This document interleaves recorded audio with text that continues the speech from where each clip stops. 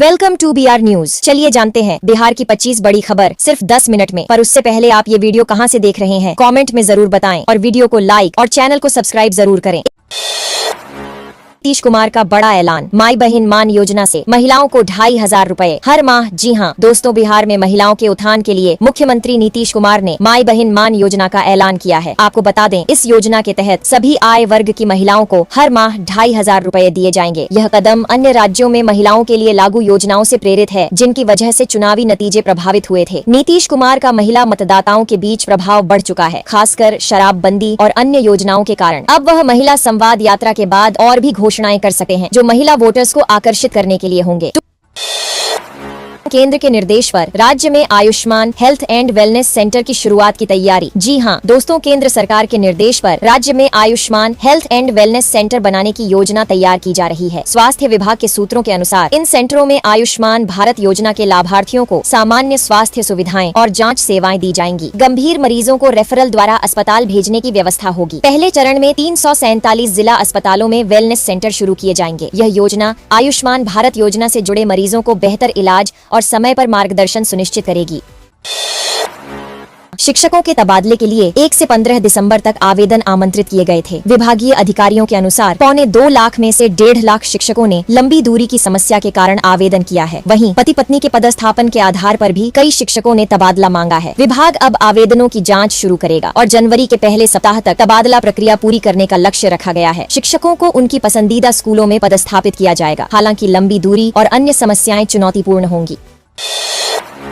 नालंदा में आधार बीज से प्रमाणित बीज तैयार करने की योजना, किसानों को मिलेगा अनुदान। जी हां दोस्तों, नालंदा जिले में अगले साल से आधार बीज की खेती शुरू होगी, जिससे प्रमाणित बीज तैयार किया जाएगा। किसानों को अनुदानित दर पर बीमारी रहित और उच्च गुणवत्ता वाला बीज मुहैया कराया जाएगा। जिला उद्यान विभाग द्वारा जालंधर से प्रजनक बीज लाकर बुवाई की गई है और 60 से 70 दिनों में फसल तैयार होगी। वैज्ञानिकों की देखरेख में राजगीर प्रक्षेत्र में आलू के बीज की खेती हो रही है, जिससे आगामी वर्ष में 1750 क्विंटल आधार बीज मिलेगा। यह योजना किसानों को सस्ता और गुणवत्ता बीज उपलब्ध कराएगी, जिससे उत्पादन बढ़ेगा।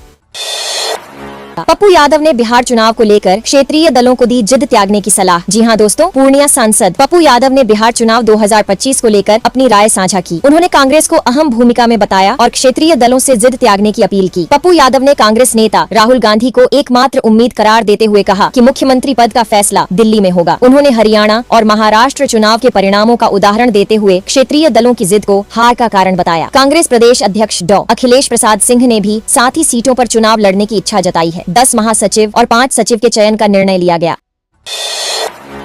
जन सुराज के झंडे पर बाबा भीमराव अंबेडकर और गांधी जी की तस्वीरें होंगी। पार्टी आगामी दिनों में 2500 जन संवाद और राज्यव्यापी बाइक यात्रा आयोजित करेगी। प्रशांत किशोर के नेतृत्व में सैकड़ों सभाएं होंगी। वहीं पूर्व IPS अधिकारी आनंद मिश्र अपने 100 कमांडोज के साथ बाइक यात्रा पर निकलेंगे, जो बिहार में जन सुराज को और अधिक मजबूत करेंगे। ECR और नॉन ECR पासपोर्ट के लिए आवेदन में शैक्षणिक प्रमाण पत्र की अहमियत। जी हां दोस्तों, पासपोर्ट आवेदन प्रक्रिया में अब ECR और नॉन ECR पासपोर्ट धारकों को शैक्षणिक प्रमाण पत्र देने की आवश्यकता पर जोर दिया जा रहा है। ECR पासपोर्ट मुख्यतः मजदूरों के लिए जारी किया जाता है, जबकि नॉन ECR पासपोर्ट आम नागरिकों के लिए है, जिसमें शैक्षणिक प्रमाण पत्र आवश्यक होते हैं। पासपोर्ट क्षेत्रीय कार्यालय ने सही वेबसाइट और ऐप के माध्यम से आवेदन करने की सलाह दी है। अधिकारी स्वधा रिजवी ने बताया कि दोनों प्रकार के पासपोर्ट के अंतर को समझकर ही आवेदन करें। अधिक जानकारी के लिए www.passportindia.gov.in पर जाएं। बिहार में जीविका दीदी करेंगी ड्रोन उड़ाकर कृषि में आधुनिक बदलाव। 201 ड्रोन वितरित होंगे। जी हां दोस्तों, बिहार सरकार ने जीविका ड्रोन दीदी योजना की शुरुआत की, जिसके तहत महिलाएं अब ड्रोन उड़ाकर किसानों की मदद करेंगी। कृषि मंत्री मंगल पांडे ने गुरुवार को बामेती में कार्यशाला का उद्घाटन किया, जहां महिलाओं को ड्रोन उड़ाने की ट्रेनिंग दी जाएगी। योजना के तहत 211 ड्रोन वितरित किए जाएंगे, जिससे कृषि में आधुनिक तकनीकों का उपयोग बढ़ेगा। इस पहल से कीटनाशकों का छिड़काव अधिक प्रभावी होगा और किसानों की आय में वृद्धि होगी। कृषि विभाग ने इस योजना के लिए अनुदान और आड़ की सुविधा भी प्रदान की है। बिहार में ई-रजिस्ट्री सिस्टम लागू, जमीन रजिस्ट्री प्रक्रिया होगी ऑनलाइन और पारदर्शी। जी हां दोस्तों, बिहार में अब ई-रजिस्ट्री सिस्टम के तहत जमीन की रजिस्ट्री प्रक्रिया ऑनलाइन होगी, जिससे आवेदकों को निबंधन कार्यालय के चक्कर नहीं काटने होंगे। इस सिस्टम से पारदर्शिता आएगी और भ्रष्टाचार पर रोक लगेगी। आवेदक घर बैठे ही ऑनलाइन आवेदन कर सकते हैं और अपनी जमीन की रजिस्ट्री करवा सकते हैं। इसमें बायोमेट्रिक सत्यापन और सभी दस्तावेजों का ऑनलाइन सत्यापन होगा। इस पहल से किसानों और आम लोगों को लाभ होगा और दलालों से मुक्ति मिलेगी। बिहार सरकार का मानना है कि इससे राज्य में निवेश बढ़ेगा और लोगों का जीवन स्तर बेहतर होगा। सीमा शुल्क ने जब्त की 2 करोड़ 7 लाख की ई सिगरेट, तस्कर फरार। सबसे बड़ी जब्ती। जी हां दोस्तों, सीमा शुल्क निवारण पटना की टीम ने रक्सौल में 2 करोड़ 77 लाख रुपए की विदेशी ई सिगरेट जब्त की। यह सिगरेट चीन से नेपाल के रास्ते भारत तस्करी कर लाई जा रही थी और दिल्ली भेजे जाने की तैयारी थी। आयुक्त डॉ यशोवर्धन पाठक ने बताया कि यह अब तक की सबसे बड़ी जब्ती है, जिसमें 6598 पीस सिगरेट जब्त किए गए। तस्करी की कार्रवाई में कुछ असामाजिक तत्वों ने हस्तक्षेप करने की कोशिश की, लेकिन वे फरार हो गए। यह सिगरेट भारत में पूरी तरह से प्रतिबंधित है।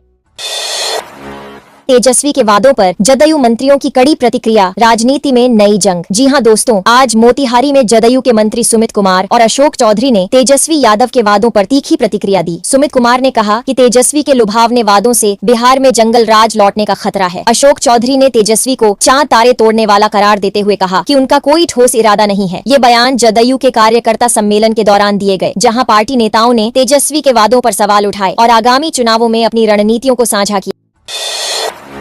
नीतीश कुमार के नेतृत्व में बिहार में एनडीए सरकार बनेगी, 225 सीटें जीतने का दावा। जी हां दोस्तों, शिवहर में आयोजित जदयू सम्मेलन में मंत्री अशोक चौधरी ने 2025 में नीतीश कुमार के नेतृत्व में एनडीए सरकार बनने का दावा किया और 225 सीटें जीतने की बात कही। उन्होंने बताया कि नीतीश कुमार ने बिहार को समृद्ध, सुरक्षित और विकसित बनाया है। सुमित सिंह ने बताया कि अब बिहार में इंजीनियरिंग और ITI की पढ़ाई बेहद सस्ती हो गई है। संजय सिंह ने कहा कि नीतीश कुमार ने बिहार के साथ शिवहर का भी विकास किया है, जैसे रीगा चीनी मिल की पुनर्स्थापना। उन्होंने बिहार के विकास में नीतीश की भूमिका को सराहा।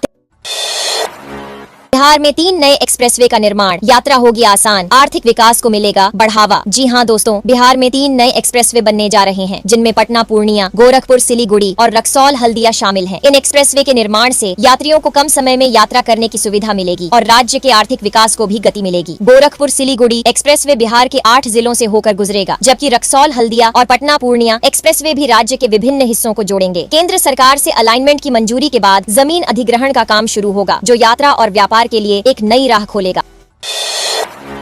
बिहार में शिक्षक नियुक्ति में पारदर्शिता लाने के लिए नया कदम, एफिलिएशन आवेदन भी शुरू। जी हां दोस्तों, बिहार शिक्षा विभाग ने शिक्षक नियुक्ति प्रक्रिया में सुधार लाने के लिए बड़ा कदम उठाया है। डीईओ अब कार्यपालक दंडाधिकारी से शपथ पत्र लेकर प्रमाण पत्रों की रिव्यू करेंगे, जिससे गलतियों को सुधारा जाएगा और पारदर्शिता बढ़ेगी। इसके अलावा बिहार के कॉलेजों से 2025 से 29 सत्र के लिए एफिलिएशन आवेदन मांगे गए हैं। कला, विज्ञान और वाणिज्य संकाय के कॉलेजों को 25 सितम्बर तक आवेदन करना होगा। यह प्रक्रिया ऑनलाइन की जाएगी।